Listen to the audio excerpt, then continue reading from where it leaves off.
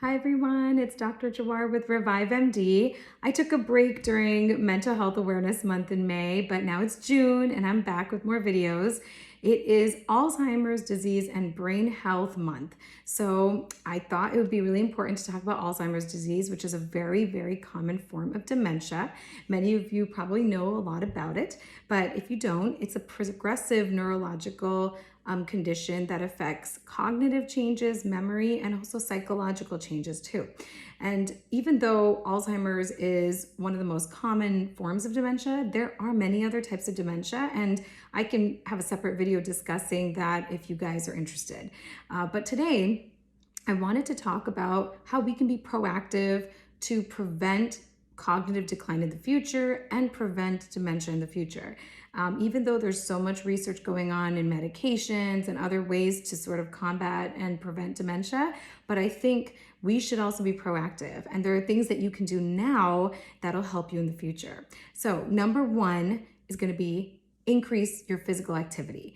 Exercise, whether it's cardio exercise and strength exercise, you need a combination of both to help prevent dementia. Why is that? Because different types of exercises increase the blood flow through your muscles and organ systems, and that includes your brain. So it's going to help with improving nerve function, those sort of communications between nerve cells as well.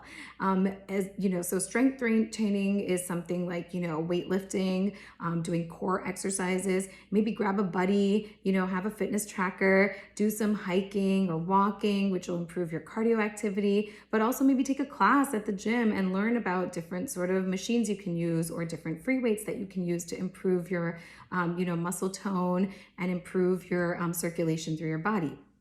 That will be a big sort of help for you. Number two is what you're eating. So your diet is going to be very important.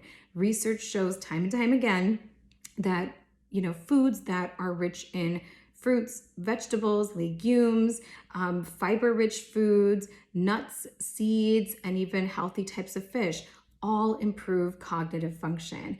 They have many antioxidants that can help improve cognitive function and decrease the chances of dementia.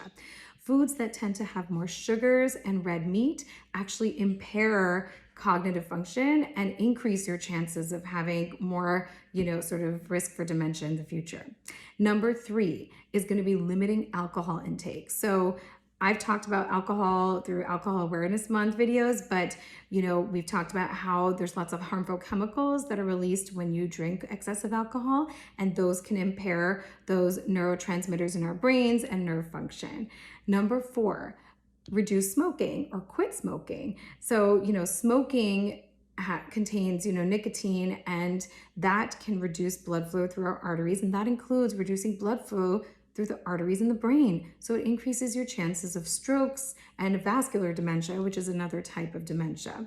So number five is going to be something that we don't always talk about, but increasing your social interactions for mental well-being. So what does that mean? It means you need to get out, meet friends, meet family members, have different kinds of conversations, maybe join a book club, maybe do some sort of activities together like board games, puzzles, playing cards. These are all ways to actually improve our mental well-being, but also improve our brain function too.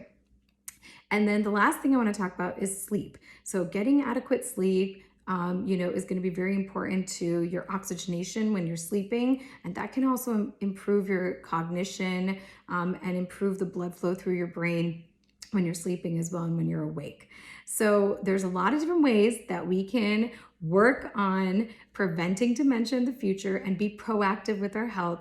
I think that these are just some of the things that you may already know about, but now it's time to actually put them into practice.